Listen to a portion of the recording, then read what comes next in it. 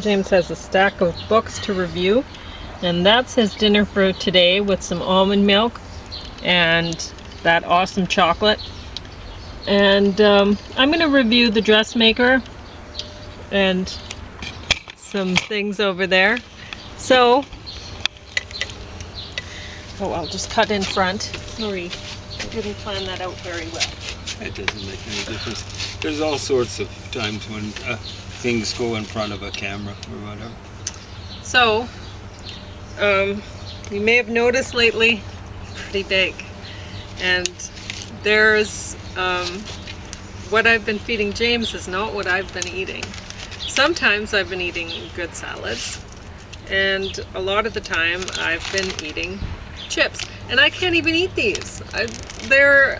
They have onion in them, and so they will probably end up giving me a headache. But yet I'm doing it, and I don't know, I'm not quitting. So we'll see. I brought out the pure peppermint and mint, which I don't know what that would mean, extract, because I was reading I follow a blog that somebody writes. I like her stuff. She writes well. And she said that if you sniff something like aromatherapy oils, like certain ones, and peppermint was one of them, then it takes care of your cravings. Like if you have a craving for something like chips and then you sniff that, then you won't have the craving anymore. So I don't know. And she was writing in her thing, say out loud, I'm just bored, I'm not hungry. And a lot of the time that's it too, right? And there's something about it's not really boredom, it's an anxiety thing with me. I'm not active enough, right? It's not that I'm bored, I'm not active enough. And so then, like, I want to be moving, and I guess that my body says, oh, let's move our jaws while we're chewing up a bunch of potato chips. Honestly, I don't know. Well, it's different for different people. Mm-hmm. I mean, the cigarette smokers, it's hands and well as because I want to be eating it right now. I just sniffed that. How long did that take? Am I going to sniff that every... Maybe I'll try packing that around in my pocket and just sniffing it constantly. So for some people, especially younger ones, it's thumb sucking. Mm-hmm. With me, it used to be cards. Yeah. With my brother, eventually he made something useful out of it. He'd knit stuff. Oh, yeah. So somehow or another, I've managed to stay fit. Stop shuffling cards. Yeah. Stuff like that. Yeah. My hands are a whole lot less susceptible to children. That's partly because of the latest med. I just finished a treatment. That's why I'm not really launching. I had a dessert. That's why I'm not launching into the food right away, because they gave me a lunch there. I didn't eat it, but I ate it after I got back. I always have a shower after I've been in a public place, ever since a certain plague started plaguing people. Well, anyway, normally we would be hiking already. And we haven't been hiking very much. Instead I've been gardening a lot. And I think it's, honestly, when I used to be a gardener, like professionally, then, I would work really hard and I'd get home and I'd just open chips. That's what I'd do. Because I couldn't keep up with my calorie, like the output in. I was always just wiped out by the time I got to the end of the shift. But now I think I'm doing that because I associate the things. I associate gardening and then eating chips. And so that's what I'm doing. And there's no way that I can, I can't garden as intensely as I used to. And so I certainly cannot burn this off. and I shouldn't be eating it anyway. It does bad things to my body. So, besides the weight gain, what do you do? So, the Dressmaker. Now, I don't mind Kate Winslet. She's no Meryl Streep, I'd say, or even a Viola Davis. No, she's not great, but she's not terrible. I think a lot of people consider her a good looker or something. Oh, like she that. is, yeah. I think she actually looks better now than she was. She was in the Titanic, right? Oh, is that so? I can't remember. I think she was the love interest for Leonardo DiCaprio, but I could be wrong. That could Maybe be. she was I in have no the idea. not the Muppets. Why would I think that? The Lord of the Rings. Oh, Maybe she was in that. I'm Really? not sure. don't think I'm so. not sure. Anyway, the movie is set in Australia. It's a small town in the middle of a dust bowl, and she's a dressmaker. And she's from there, from the small town, but she's went all over the world and seen a lot and changed. And Was she the one that hasn't was been there wearing the since. red at the American Yes. rules or Australian rules football or something like that? Yeah. So she has some lovely outfits in this, Well, that and one others was quite too. nice. Yeah. Not her color, but still looks pretty good. And anyway, so if you're into fashion and you like seeing pretty outfits, you would certainly like watching this, I would say. I didn't find the story really believable, and I didn't like the way it was told. So it's an alright show, and I was trying to think afterwards, well, how could they have done it so that I would have liked it more? Because there was, I'm just going to give away the plot. So if you want to watch it, you might want to turn off now and go watch it and then come back to me some other time.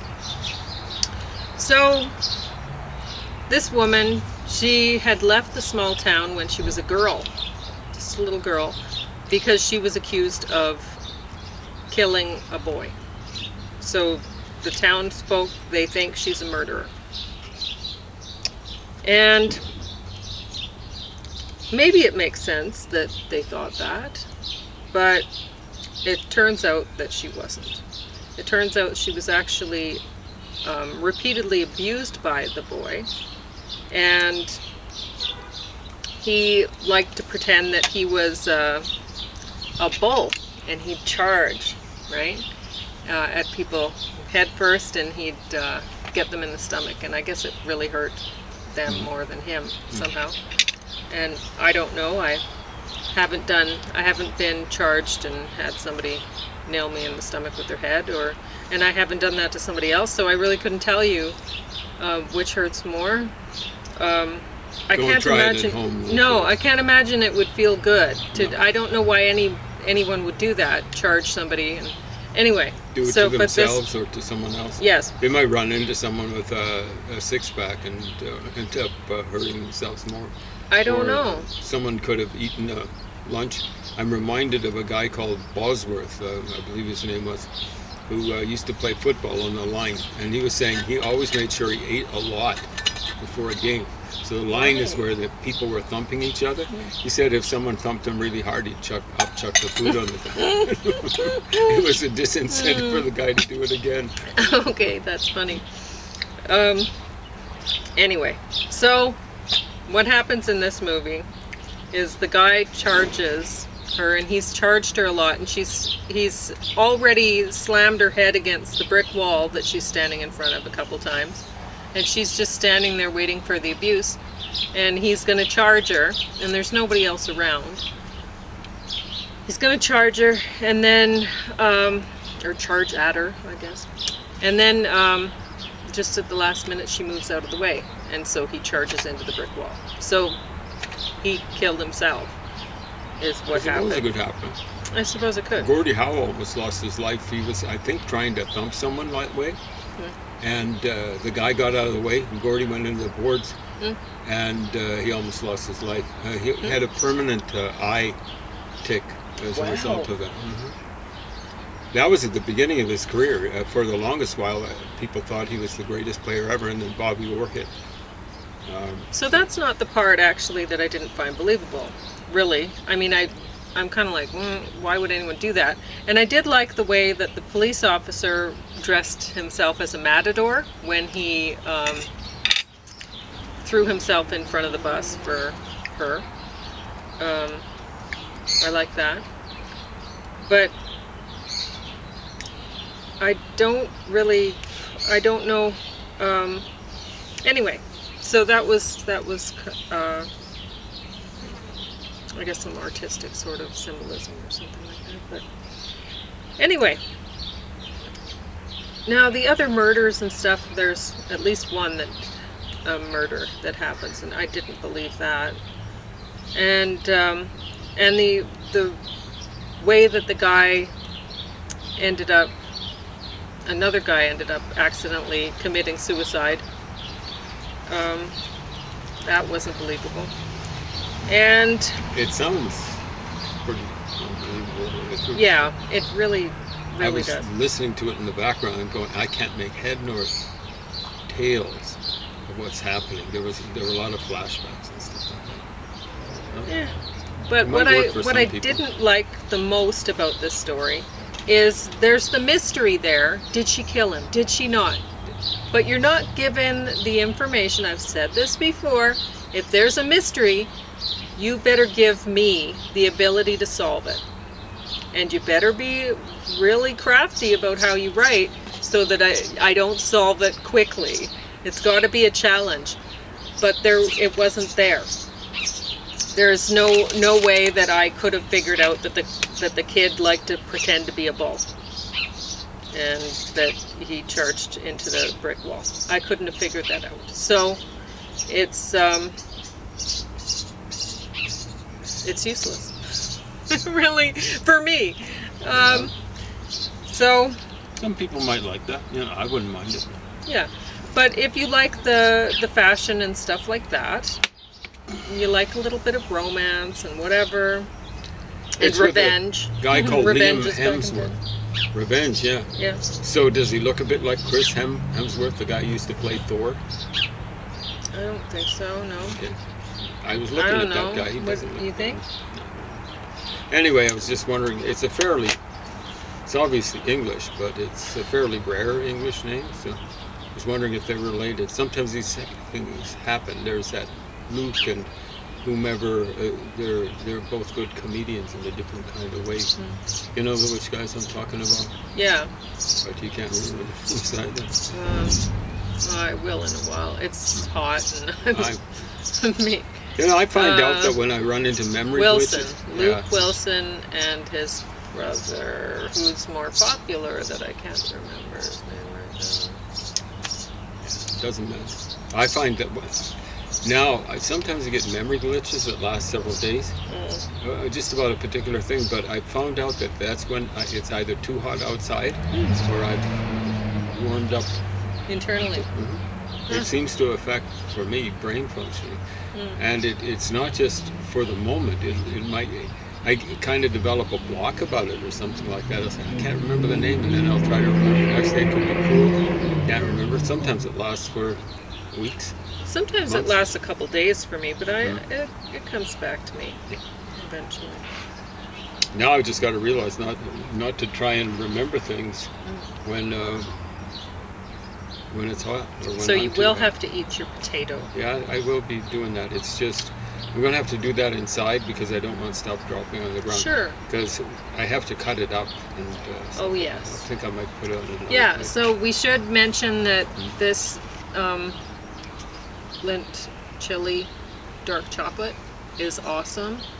It's, I think we reviewed it already, but it's better. Both things are better together, and we never would have guessed that. Yeah, you've mentioned it before, but it doesn't, it's like we're advertising. Advertising, you repeat and repeat and repeat. So yes. We might do it again. Mm-hmm. And we don't make any money from our YouTube videos. We don't advertise for anything and are compensated for doing so. We make no money doing any of the stuff we do. So actually, yeah, we make nothing doing anything. But Yeah, it comes from we're Switzerland. enjoying life. I don't think it's a huge, big company. It's located in Switzerland. I don't know. Well, it says at the back. Right? Yeah, I've always been impressed with Switzerland because Yeah. you think about, well, what do they really have? Mountains. Yeah, and somehow they end up doing okay economically, in the grand scheme of things of the world. And Very well for themselves. yeah, it's pretty impressive. Where here we are in Canada, and we have all of these vast resources, and really, we don't do that well. We just might not per capita honestly, do as well as the people in Switzerland. we probably, like James has said, well, we build our houses out of wood here, and we have a lot of wood. But really, I think we buy our wood from the United States. I think From American companies? yes. I suspect Weyerhaeuser, they- how do they say they get they get wood, they get our wood, and then they sell it back to us at a markup. I think that's how it works out. It's just ridiculous. That's the funny thing about Danielle Smith wanting to separate, because she really wants to join up with the United States. There are people in Alaska have got all sorts of oil and other resources, and they're on the right wing. They want to separate from the United States, And we because don't they even know have good the United wood States furniture. rips them off. We have framing for our houses of wood, but our furniture isn't even wood a lot of the time. It's Well, like a lot of it comes from a lot of it. We buy it from Sweden. IKEA. Swedish for piece of crap. It's we buy like cardboard furniture, and we have forests, so much wood around. But no, we're busy letting other people have the wood so that we could buy cardboard furniture from them at a markup. It's ridiculous. It is really stupid. Yeah. We should be, and we shouldn't really let our population increase at all. But we should be, per capita, the richest country in the world by far. It shouldn't even be close. Well, I've said before that I'm for immigration and stuff like that. But honestly, I think that we should only allow immigrants, the certain number of immigrants from every country, and it should only be, oh, well, that country is taking this many of our people, so we'll take that many of theirs. I think that's how it should be, right? And ideally, yeah. You look at a lot of countries, like there's this idea of yellow peril. It was supposedly horrid in the 19th century, and into the early 20th century, supposedly horrid even now. But, you look at China, they were actually killing foreigners. They'd call them foreign devils, presumably that's not a mistranslation. There's huge prejudice against foreigners in China at the same time. When you go into someone else's land, and when you're sending people into some other place and you're not allowing other people to come back, there's got to be some sort of reciprocity. Get people from Pakistan. Their land is called the land of the pure. Like if you're a Christian, you're in trouble there. There's no reciprocity there. Getting all sorts of people from various Muslim countries. Some are nominally, yes, officially like Egypt. But some are very, very like Pakistan or Iran, so on and so forth. I only want people from Iran who don't believe in Islam. If you believe in Islam, you don't believe in democracy. It's that simple. You folks that are skeptical about that, you don't know anything about Islam, and frankly, I don't think you have much a clue about democracy. Might as well start reviewing. Trail of the Fox. I've suggested I'm going to review this already, and I've touched on it quite a bit actually. This guy is kind of a David Irving. I can remember hearing about him, and he seems to think he knows a lot about strategy and tactics and all that sort of stuff. He's one of these idiots that believes in initiative. And when was this published? In the 80s? Let's just see. I missed it by 3 years. 1977. Paperback, 878. But we'll go 77. Initiative. So what is that? That's you don't say assertiveness, you say aggressive. There are times when initiative works, like, and when you look at war, kind of like in symbolic fashion, not just chess, but various sports, team sports, are like war. And it's hard, it is hard if you're just playing defense. If you got initiative and go out on offense, you usually got your opponents intimidated. But you can be subject to, there's a military term, counterattack. Nowadays, what has to be, and this is ever since at least the Civil War, probably goes back at least at the beginning to the Crimean War, a little over 10 years, we'll say 15 years, we'll say 10 years before the Civil War. It's in Russia. Oh, and I'm also Ukraine, not really. being paid by Disney. I don't even like Mickey Mouse. I got this shirt for free. That's all. So this guy believes in the initiative, and he thinks that Rommel had problems when he was retreating, when Rommel ran into real problems, physical problems, in terms of supply, or in terms of counterattacks, in terms of being vastly outnumbered, being vastly outgunned, and so on and so forth. He thinks that there was some sort of mental problem. But you look at Rommel, and he was very aggressive, probably too aggressive. He went beyond his supply lines oftentimes and got away with it. But I think he had a problem that way. It was not so much because he did defense, but he was just a little bit too gung-ho when it came to attacking. From what I can see, he was, unlike many of these ultra-aggressive military leaders, was actually able to retreat and understood the value of it. What's the value of retreat? Well, you can kind of save yourself for a counterattack, or from total defeat. Hitler didn't understand that. Germany went down to absolutely abject, total defeat. And it was only a few days, literally, before Germany had to surrender to the Russians and to the Americans and English, that Hitler committed suicide. And basically, apparently, he said, maybe more than once, the Germans failed, they deserve to be wiped out.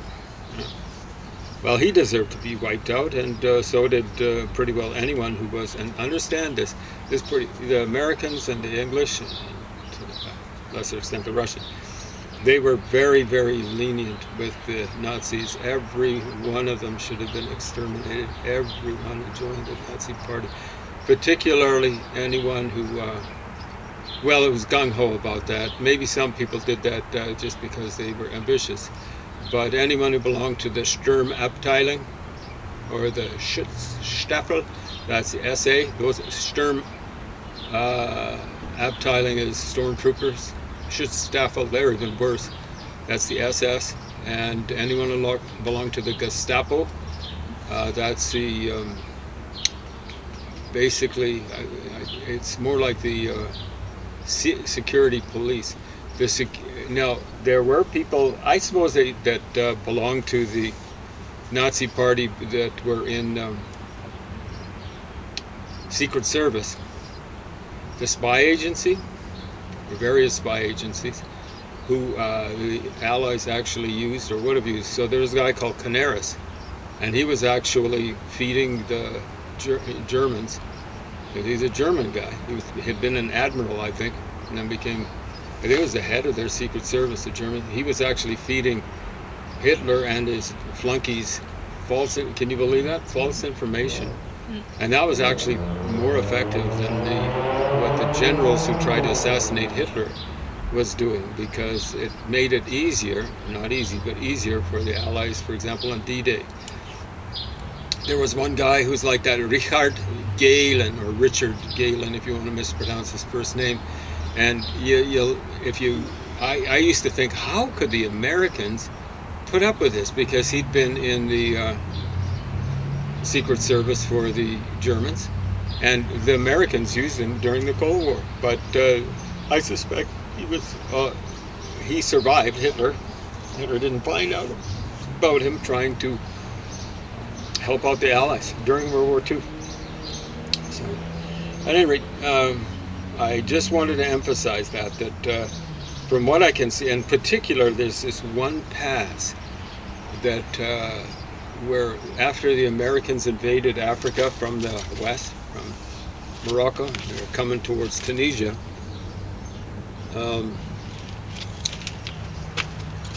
Rommel went to meet the Americans, but he had the Brits at his back, and the Brits were actually relatively competent when it came to fighting in that theater in North Africa. And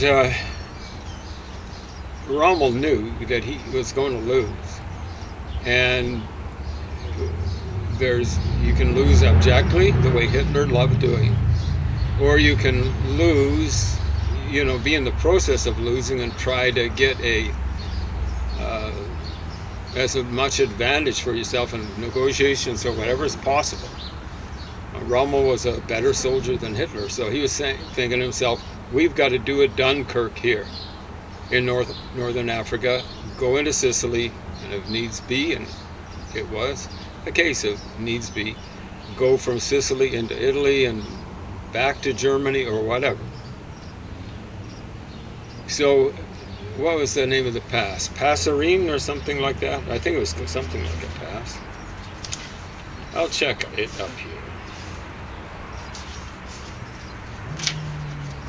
Hope you'll bear with me.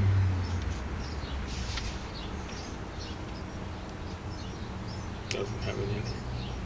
Well, I probably got it a little bit wrong. But it was, he met the Americans, and the Americans weren't used to fighting in situations like this, at least the ones that were sent there. And Rommel had soldiers had their way with the Americans. And this guy says, and there's criticism, why didn't he follow up on that victory? Like, here's the thing. How's it like? Well, this is an exaggeration, but this is kind of like Tunisia here. Sicily's up here. The Americans have come here. This is exaggerated because it's not as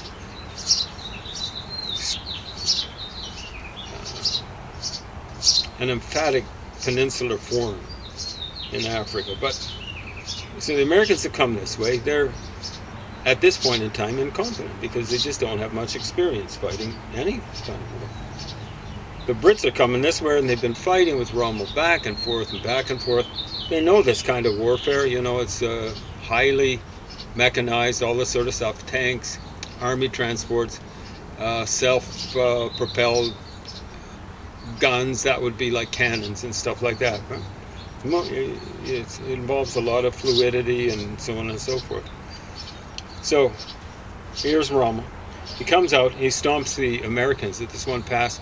This David Irving thinks, oh man, that was stupid, he should have followed up. Yeah, what?